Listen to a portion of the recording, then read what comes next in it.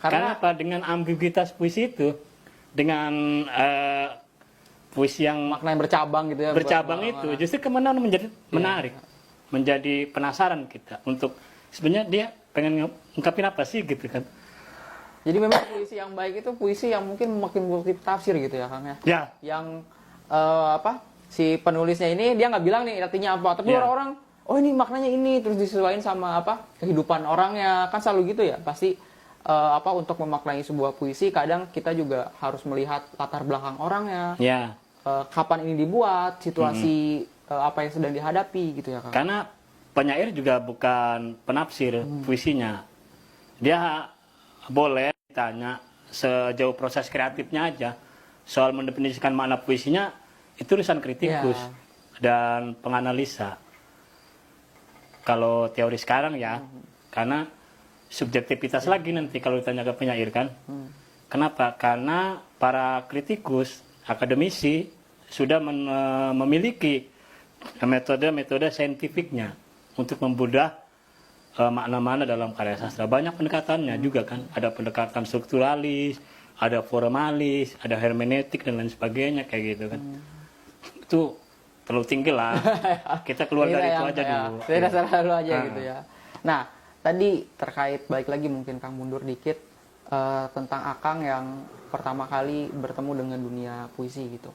Seorang sutradara dia pasti punya film favorit yang bikin dia ingin menjadi seorang filmmaker gitu. Seorang penulis dia pasti punya buku yang akan selalu dia kenang. Nah, untuk Akang sendiri gitu Kang. Penyair favorit saya itu yang pertama adalah Rumi.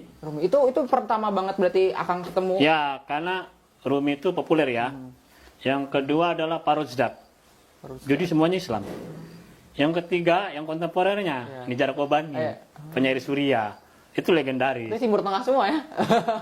Ya. Karena memang luar biasa bahasanya. Sublim, dalam, dan segar.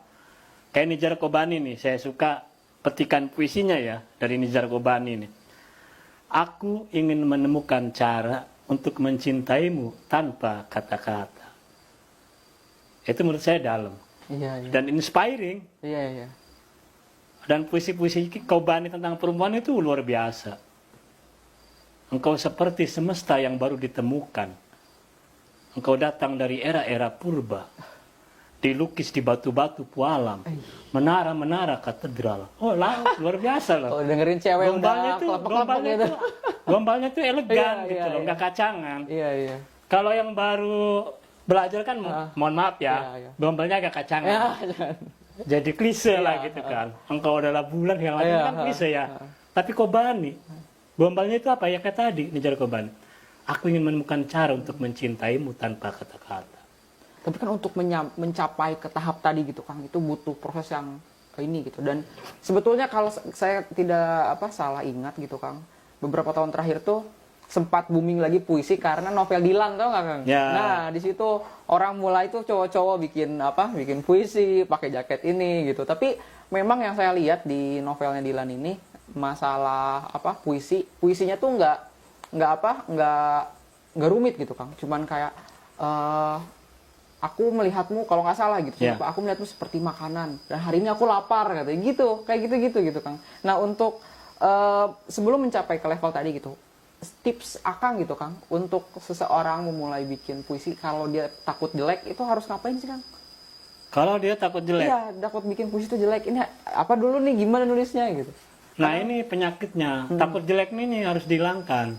Kalau kita pengen nulis puisi ya, semua tentu butuh proses, semua butuh latihan. Tidak ada yang cepat jadi.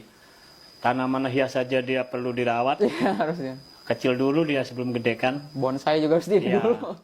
Yang kedua, ada pepatah yang sangat terkenal kan. Berkembang sembari berjalan.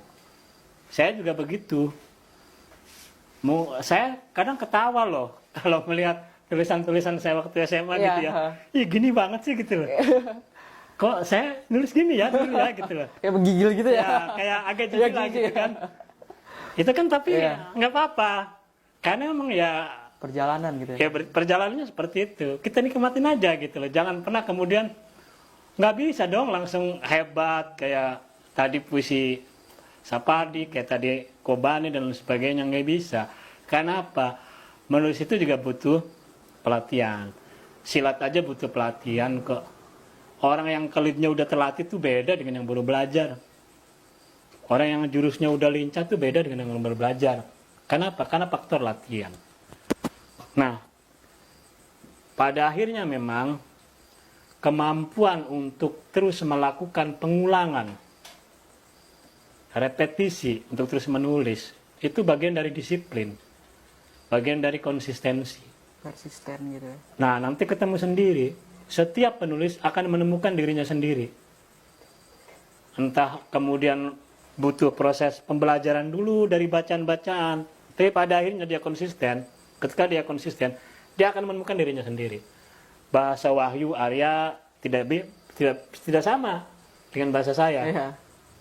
Kenapa? Pada akhirnya bahasa itu diciptakan oleh karakter masing-masing.